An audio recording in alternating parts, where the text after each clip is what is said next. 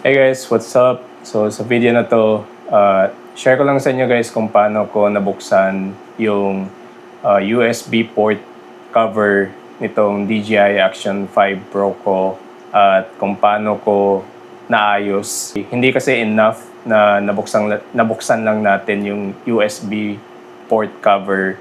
So kailangan natin magdagdag pa ng additional steps para masigurado natin na naayos na talaga natin yung functionality nitong USB port cover ng Action Cam natin. Kaya to give you a backstory lang guys, no, to give you a context, nabili ko kasi itong DJI Action 5 Pro ko sa isang seller sa Carousel, no. So hindi na siya brand new, kundi second hand na siya.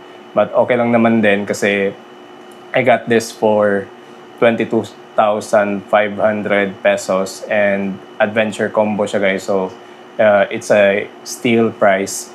But hindi ko lang inasahan na yung unit na makukuha ko or yung unit na binebenta ni seller ay may factory defect pala dun sa part ng camera.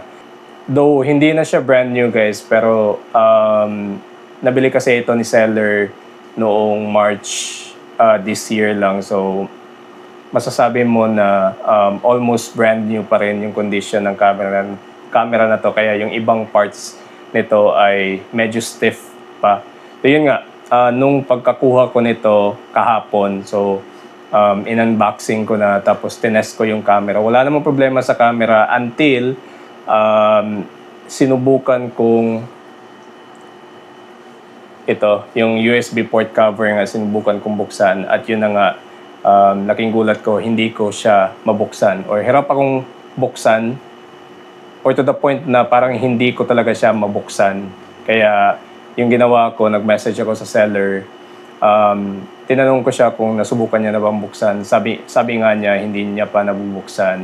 At nag-search din ako sa YouTube kung may ganitong case ba para naman malaman ko kung normal lang ba to, hindi ba to user issue, yung ganon. Kaya wala kasi akong nakitang video tungkol dito, though sinubukan kong i-research sa ChatGPT. May mga users talaga na may reported case. Kaya yung ginawa ko, naghanap na lang ako ng paraan para mabuksan tong USB port cover. Though hindi ko siya na-videohan, but yung eksaktong ginawa ko ay kumuha lang ako ng ganito. So, basta, yan. Basta mas may flat, yung sobrang nipis talaga guys, mas mabuti nga kung plastic siya at hindi metal kasi, bakal kasi ito. Mas mabuti kung plastic sana, but wala kasi ako nun. Pero yung ginawa ko, yung nangyayari kahapon, sobrang konti lang talaga yung kayang ibukas ng USB port na to. Hindi ko sure kung makikita nyo yung konting gap. Kita nyo ba? So yung konting gap na yan guys, pinasukan ko lang nitong flat. Parang nagiging leverage siya. Ganyan, pinasok ko tapos habang naka-hold, push and hold ako dito sa button dito, nakasaksak naman to dito. Kung paano mo lang siya dapat buksan normally, no, pag ganyan, ay then meron tayo nito. So parang basta ganyan lang yung ginawa ko guys at fortunately gumana naman siya. Kaya I'm very happy na yun yung naging resulta ng ginawa ko. And then yun nga, gaya ng sabi ko kanina, hindi enough na nabuksan lang natin yung USB port cover. After yung buksan, tapos binalik nyo sa camera, may posibilidad na hindi nyo siya mabuksan ulit. Kaya yung ginawa ko pagkatapos naman, ay tinanggal ko itong USB port cover. Matatanggal kasi ito guys, katulad ng sa battery. So, ganyan. Di ko lang sure kung makikita nyo yung details, no. Pero may kasi siya dito guys, parang may ano bang tawag dyan? Yung hinge ba tawag dyan? Basta yung ginawa ko guys is pinasukan ko lang to ng mantika. So mantika lang guys. So konting-konting mantika lang guys para lang dumulas yung gilid. So yun kasi yung naging problema, guys. So hindi lang sa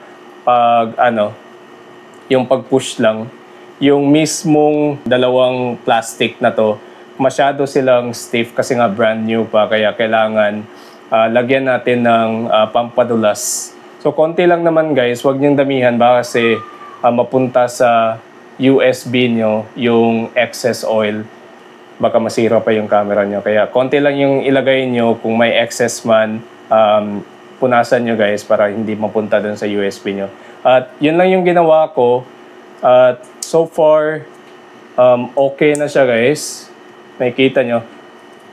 Before kasi, nung pagkatanggal ko nito, sinubukan kong iangat itong nasa lower plastic or lower part nitong cover. Sinubukan kong iangat. Hindi ko siya maiangat, guys. Kasi nga, sobrang stiff. But, ngayon, okay na siya. Yan.